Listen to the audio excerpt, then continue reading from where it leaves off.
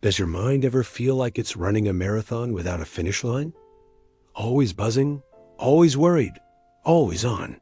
You're stressed from work, anxious about the future, or just stuck scrolling through social media, feeling like you're falling behind.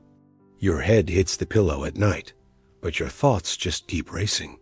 It feels like your own mind is a chaotic storm you can't escape. I want to tell you a story about a young man named Kato. His life was exactly like that. He was brilliant and ambitious, but his mind was his own worst enemy. He'd rush through his work, making careless mistakes. He'd snap at his family over small things. He felt constantly agitated, like a string pulled too tight, always on the verge of snapping. His mind, he said, never shut off. One day, the pressure got to him. During an important presentation, his mind went completely blank. He had been worrying about a dozen other things. An email he forgot to send, a comment someone made, what he needed to do tomorrow. The distraction cost him a huge opportunity. Humiliated and exhausted, he felt like he had failed. Feeling lost, Kato wandered into the quiet hills outside his city and stumbled upon a small, secluded monastery. An old Zen master was calmly sweeping leaves in the courtyard. The master noticed the turmoil in Kato's eyes without him saying a word. He invited him in for tea. As Kato nervously explained his chaotic mind, the master listened patiently. When he finished, the master didn't offer complex philosophy. He simply said, "Your problem is you are always everywhere except here. I will teach you one rule. Do one thing at a time." Kato almost scoffed. One thing at a time? It sounded too simple, almost childish. The master saw his doubt. He handed Kaito a small bowl filled to the brim with water. "Carry this across the courtyard and back," he instructed. Without spilling a single drop, confident, Kato started walking.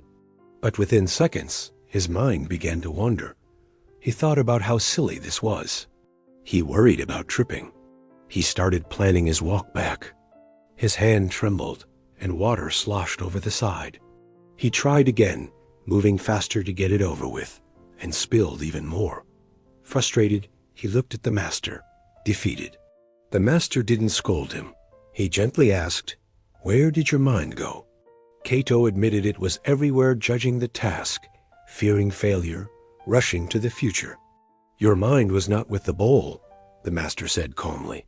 "It was not doing one thing. It was doing 100. Forget the destination. Forget me. Just feel the bowl in your hands. Feel the water.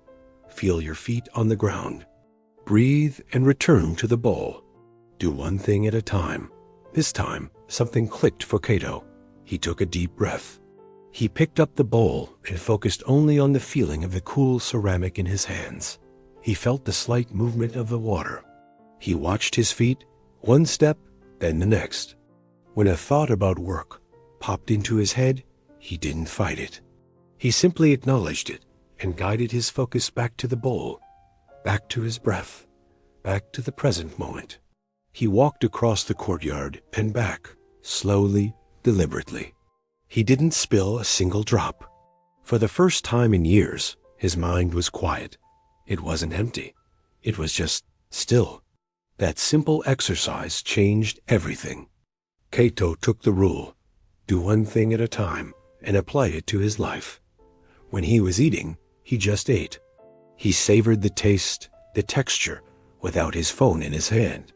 When he was working on a report, he closed all other tabs and turned off his notifications. He just worked on the report. When he was talking to his family, he just listened. He put his phone away and gave them his full attention. He created a small habit to anchor this practice. Whenever he felt his mind starting to race, he would pause and do a simple breathing exercise. Inhale for 4 seconds, hold for 4, and exhale for 4. It was his signal to return to the present, to do just one thing. The changes were remarkable. He started sleeping through the night. He was less irritable and more patient. At work, his focus was sharper than ever, and his performance soared. He wasn't just getting more done. He was doing it better and with far less stress. His mind was no longer his enemy. It was his tool, and he was finally in control. A few months later, Cato faced a major crisis at work. A huge project was failing, and everyone was panicking. In the past, this would have sent him into a spiral of anxiety. But this time was different. As the pressure mounted and accusations flew, he felt the familiar storm brewing in his mind. But instead of getting swept away, he took a quiet breath. He remembered the master's words, "Do one thing at a time." The one thing he needed to do right then was listen. So he listened to everyone's concerns without interrupting. Then, the next one thing was to identify the core problem. He calmly broke it down, task by task, person by person. His calmness was contagious. The panic in the room subsided, replaced by focused problem-solving. They not only saved the project, but they came out of it a stronger team. Cato hadn't magically solved all the problems at once. He had just handled them one at a time. The lesson Cato learned is one we can all apply.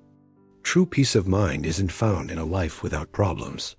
It's not about achieving some future state of perfect calm. It is the ability to keep your mind from dragging you into a storm, right here, right now. It's about training your attention to stay in the present moment, no matter what's happening around you. Your mind becomes calm when it stops racing toward a future that hasn't happened or clinging to a past you can't change. Your peace isn't waiting for you at the end of a long, hard journey. It's right here, in your next breath. So I invite you to try this today, just for 1 minute. Pick one task: washing a dish, writing an email, listening to a song. And for that 1 minute, do only that one thing. When your mind wanders, and it will, gently guide it back. No judgment, no frustration. Just return, one thing at a time, one breath at a time.